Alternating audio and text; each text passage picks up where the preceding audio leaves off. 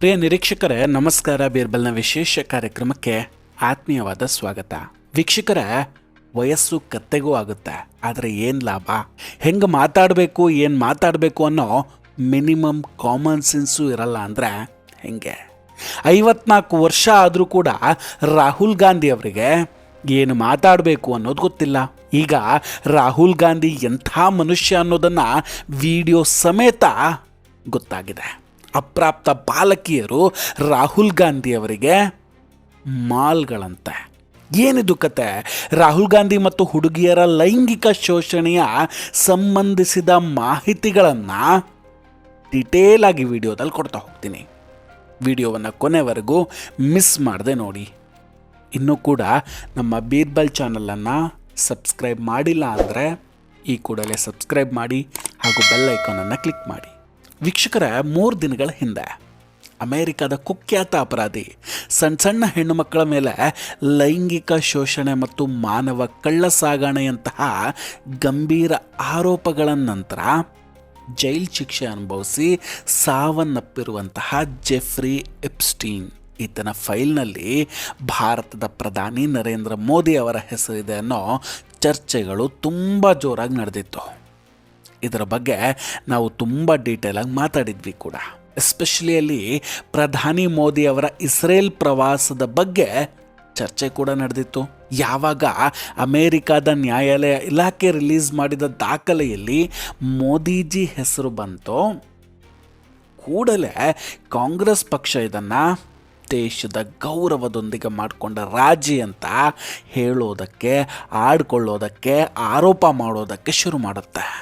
ರಾಹುಲ್ ಗಾಂಧಿ ಕೂಡ ಪ್ರಧಾನಿ ನರೇಂದ್ರ ಮೋದಿ ಅವರು ದೇಶದ ಗೌರವ ಮತ್ತು ಸುರಕ್ಷತೆಯೊಂದಿಗೆ ರಾಜಿ ಮಾಡ್ಕೊಳ್ತಿದ್ದಾರೆ ಅಂತ ಆರೋಪವನ್ನು ಮಾಡಿದರು.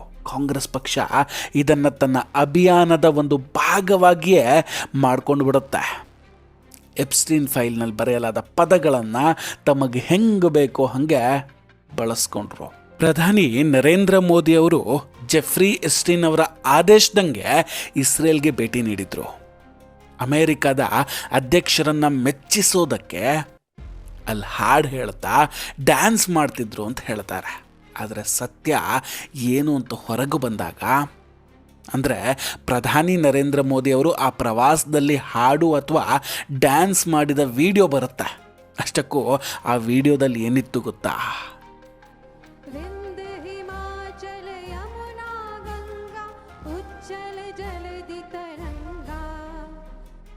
शुभ नामे जागे तब शुभ आशीष मांगे गाहे तब जय गाथा जन गण मंगलदायक जय हे भारत भाग्य विधाता. ಪ್ರಧಾನಿ ಮೋದಿ ಅವರು ಇಸ್ರೇಲ್ ನೆಲದಲ್ಲಿ ಬೆಂಜಮಿನ್ ನೆತನ್ಯಾಹು ಅವರೊಂದಿಗೆ ನಿಂತ್ಕೊಂಡು ಭಾರತದ ರಾಷ್ಟ್ರಗೀತೆಯನ್ನು ಗೌರವದಿಂದ ಹೇಳ್ತಾ ಇದ್ರು. ಆ ವಿಡಿಯೋ ಕೂಡ ವೈರಲ್ ಆಗಿದೆ. ಇದನ್ನೇ ವೀಕ್ಷಕರೇ ಕಾಂಗ್ರೆಸ್ನವರು ಡ್ಯಾನ್ಸ್ ಸಾಂಗ್ ಅಂತ ಪ್ರಚಾರ ಮಾಡ್ತಾ ಇದ್ದಿದ್ದು. ಇಂತಹ ಅಪರಾಧಿಯ ಜೊತೆಗೆ ಪ್ರಧಾನಿ ನರೇಂದ್ರ ಮೋದಿ ಅವರ ಹೆಸರು ಬರೋದು ಭಾರತಕ್ಕೆ ನಾಚಿಕೆಗೇಡು. ಪ್ರಧಾನಿ ಮೋದಿ ಸತ್ಯವನ್ನು ಹೇಳಲಿ ಅನ್ನೋ ಮಾತುಗಳು ಕೂಡ ಶುರುವಾದವು. ಇದಾದ ನಂತರ ಕಳೆದ ಕೆಲ ದಿನಗಳಲ್ಲಿ ಎಪ್ಸ್ಟೀನ್ ಫೈಲ್ ಬಗ್ಗೆ ರಾಹುಲ್ ಗಾಂಧಿಯವರ ಒಂದು ಹೇಳಿಕೆ ಕೂಡ ಹೊರಗೆ ಬರುತ್ತೆ. 55 ವರ್ಷದ ರಾಹುಲ್ ಗಾಂಧಿಯವರ ಈ ಹೇಳಿಕೆಯನ್ನು ಕೇಳಿದ ಮೇಲೆ ಅವರ ಮಾನಸಿಕ ಸ್ಥಿತಿಯ ಬಗ್ಗೆ ನಮಗಂತೂ ಖಂಡಿತ ಆಶ್ಚರ್ಯ ಆಗ್ತಾ ಇದೆ. ನಿಜವಾಗಿಯೂ ರಾಹುಲ್ ಗಾಂಧಿಯವರ ಹೇಳಿಕೆಯೇ ಅರ್ಥ ಆಗ್ತಾ ಇಲ್ಲ. ಇಲ್ಲಿ ಈ ವಿಡಿಯೋವನ್ನು ತುಂಬ ಸಲ ನೋಡಬೇಕಾಯ್ತು. ಇದು ನಿಜವಾ ಅಥವಾ AI ಕ್ರಿಯೇಟ್ ಮಾಡಿದ್ದ ಅಂತ. ಆಮೇಲೆ ನೋಡಿದ್ರೆ ಆ ವಿಡಿಯೋದಲ್ಲಿರೋದೇ ಸತ್ಯ. ಕೇಳಿಸ್ಕೊಳ್ಳಿ ಒಮ್ಮೆ ಏನು ಹೇಳ್ತಾರೆ ರಾಹುಲ್ ಗಾಂಧಿ ಅಂತ. एप्स्टाइन फाइल्स में अभी और माल है, वो अभी रिलीज नहीं हुआ है. ರಾಹುಲ್ ಗಾಂಧಿ ಇಷ್ಟೊಂದು ಕೊಳಕು ಮನಸ್ಥಿತಿ ಇಟ್ಕೊಂಡಿದ್ದಾರೆ ಅನ್ನೋದು ಇದನ್ನು ಕೇಳಿದ ಮೇಲೆ ನಮ್ಗೆ ಅರ್ಥ ಆಗುತ್ತೆ. ವೀಕ್ಷಕರೇ, ಈಗ ಎಪ್ಸ್ಟೀನ್ ಫೈಲ್ನಲ್ಲಿ ಏನಾಗ್ತಿದೆ ಅನ್ನೋದನ್ನು ಆಲ್ರೆಡಿ ಹೇಳಿದ್ದೀವಿ. ಅದರ ವಿಡಿಯೋಗಳು ಮತ್ತು ಫೋಟೋಗಳು ಹೊರಗೆ ಬರ್ತಿದ್ದಂಗೆ ಸಣ್ಣ ಹೆಣ್ಣು ಮಕ್ಕಳ ಮೇಲೆ ಎಂತಹ ಲೈಂಗಿಕ ಶೋಷಣೆ ನಡೀತಾ ಇತ್ತು ಅನ್ನೋದು ಬಯಲಾಗಿದೆ. ಎಂತಹ ಕ್ರೌರ್ಯ ಎಸಗಲಾಗ್ತಿತ್ತು ಅನ್ನೋ ಸತ್ಯ ಗೊತ್ತಾಗಿದೆ. ಆ ಹೃದಯ ವಿದ್ರಾವಕ ಕಥೆಗಳು ಇಡೀ ಪ್ರಪಂಚವನ್ನೇ ನಡುಗಿಸ್ಬಿಟ್ಟಿದೆ. ಈಗ ಈ ವಿಷಯದ ಬಗ್ಗೆ ಮಾತಾಡುವಾಗ ಮಿಸ್ಟರ್ ರಾಹುಲ್ ಗಾಂಧಿ ಅವರು ಏನು ಹೇಳ್ತಾರೆ ಗೊತ್ತಾ? ಎಪ್ಸ್ಟೀನ್ ಫೈಲ್ನಲ್ಲಿ ಇನ್ನೂ ಹೆಚ್ಚಿನ ಮಾಲ್ಗಳು ಹೊರಗೆ ಬರಲಿದೆಯಂತೆ. ಇನ್ನೊಮ್ಮೆ ಹೇಳ್ತೀನಿ, ಮಾಲ್. ರಾಹುಲ್ ಗಾಂಧಿಯವರ ಪಾಲಿಗೆ ಮಾಲ್ ಅಂದರೆ ಏನು ಹಾಗಾದರೆ? ಮಕ್ಕಳ ಮೇಲಿನ ಲೈಂಗಿಕ ಶೋಷಣೆಯ ಫೋಟೋಗಳು ಮತ್ತು ಶೋಷಣೆಯ ಕಥೆಗಳು ರಾಹುಲ್ ಗಾಂಧಿಯವರಿಗೆ ಮಾಲ್ ಆಗಿ ಹೋಯ್ತಾ? ರಾಹುಲ್ ಗಾಂಧಿ ಅವರು ಈ ಮಾಲ್ ಬರುವುದಕ್ಕಾಗಿಯೇ ಕಾಯ್ತಾ ಇದ್ದಾರೆ ಹಾಗಾದರೆ? ಮನುಕುಲವೇ ನಾಚಿಕೆ ಪಡುವಂತಹ ಇಂತಹ ಘೋರ ಅಪರಾಧದ ಬಗ್ಗೆ ಒಬ್ಬ ರಾಷ್ಟ್ರೀಯ ಪಕ್ಷದ ಮಾಜಿ ಅಧ್ಯಕ್ಷರ ಭಾಷೆ ಹೇಗಿದೆ ನೋಡಿ. ರಾಹುಲ್ ಗಾಂಧಿ ಮೋದಿಯವರನ್ನು ವಿರೋಧಿಸುವ ಬರದಲ್ಲಿ ಮತ್ತು ದೇಶದ ಮೇಲಿನ ದ್ವೇಷದಲ್ಲಿ ಈಗ ಜಗತ್ತಿನಾದ್ಯಂತ ತಮ್ಮ ಅಪಕ್ವತೆ, ತಿಳುವಳಿಕೆಯ ಕೊರತೆಯನ್ನು ತೋರಿಸ್ತಾ ಇದ್ದಾರೆ. ಎಷ್ಟು ಹೆಣ್ಣು ಮಕ್ಕಳ ಆತ್ಮಹತ್ಯೆ ನಡೆದಿದೆ, ಎಷ್ಟು ಮಂದಿ ಅನಾಥರಾಗಿದ್ದಾರೆ.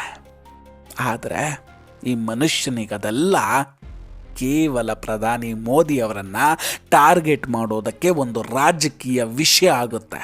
ಆಗ ಅವರ ಬಾಯಲ್ಲಿ ಮಾಲ್ ಅನ್ನೋ ಪದಗಳು ಕೂಡ ಬರುತ್ತೆ. ಯಾವುದೋ ಒಂದು ಹೆಣ್ಣು ಮಗಳ ಗೌರವಕ್ಕೆ ಧಕ್ಕೆಯಾಗಿದೆ, ಇಲ್ಲಿ ಶೋಷಣೆ ಆಗಿದೆ.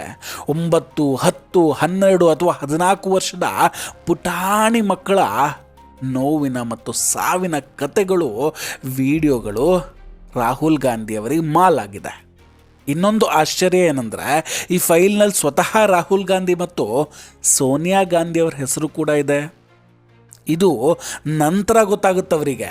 ಚುನಾವಣೆ ಗೆಲ್ಲೋದಕ್ಕೆ ಅಮೇರಿಕಾದ ಕಂಪನಿಗಳ ಅಥವಾ ಜಾರ್ಜ್ ಸೋರೋಸ್ ಅವರ ಸಹಾಯ ಪಡಿತಿದ್ರು ಇವರು ಅನ್ನೋ ಕಾರಣಕ್ಕೆ ಇಬ್ಬರ ಹೆಸರು ಫೈಲ್ನಲ್ಲಿ ಬರುತ್ತೆ. ಆದರೆ ನಮ್ಮ ಅಭಿಪ್ರಾಯ ಏನಂದರೆ, ಒಬ್ಬ ಅಪರಾಧಿಯ ಹೇಳಿಕೆ ಅಥವಾ ಮಾತುಗಳಿಗೆ ಯಾವುದೇ ಇಂಪಾರ್ಟೆನ್ಸ್ ಕೊಡಬಾರ್ದು. ಅದು ಬಕ್ವಾಸ್ ಆಗುತ್ತೆ. ಅದಕ್ಕೆ ಸಾಕ್ಷಿಗಳು ಸಿಗೋವರೆಗೂ ಯಾವುದೇ ಕಾರಣಕ್ಕೂ ಅದನ್ನು ನಂಬಬಾರ್ದು. ಅದು ಪ್ರಧಾನಿ ಮೋದಿ ಅವರ ವಿಷಯ ಆಗಿರಲಿ ಅಥವಾ ಸೋನಿಯಾ ಗಾಂಧಿಯವರದ್ದೇ ವಿಷಯವಿರಲಿ. ಒಬ್ಬ ಕ್ರಿಮಿನಲ್ನ ಮಾತನ್ನು ಯಾರೂ ಕೂಡ ನಂಬಬಾರ್ದು. ಕ್ರಿಮಿನಲ್ಗೆ ಕೇವಲ ತನ್ನ ಹಿತಾಸಕ್ತಿಯ ಅಜೆಂಡಾ ಇರುತ್ತೆ. ಆದರೆ ಯಾವಾಗ ಸ್ವತಃ ರಾಹುಲ್ ಮತ್ತು ಸೋನಿಯಾ ಹೆಸರೇ ಹೊರಗೆ ಬಂತೋ ಕೂಡಲೇ ಕಾಂಗ್ರೆಸ್ ಪಕ್ಷ ತಣ್ಣಗಾಗ್ಬಿಡುತ್ತೆ ಈ ವಿಷಯದಲ್ಲಿ. ನಿನ್ನೆವರೆಗೂ ಪವನ್ ಖೇಡಾ ಅವರು ದೊಡ್ಡ ದೊಡ್ಡ ಪೋಸ್ಟ್ ಹಾಕಿ ಮೋದಿಯವರ ವಿರುದ್ಧ ಮಾತಾಡ್ತಾ ಇದ್ರು. ಆದರೆ ಯಾವಾಗ ಅವರ ಮಾಲೀಕರು ಮತ್ತು ಯುವರಾಜರ ಹೆಸರೇ ಹೊರಗೆ ಬಂತೋ ಬಾಯಿ ಮುಚ್ಕೊಂಡು ಕೂತ್ಕೊಂಡ್ರು.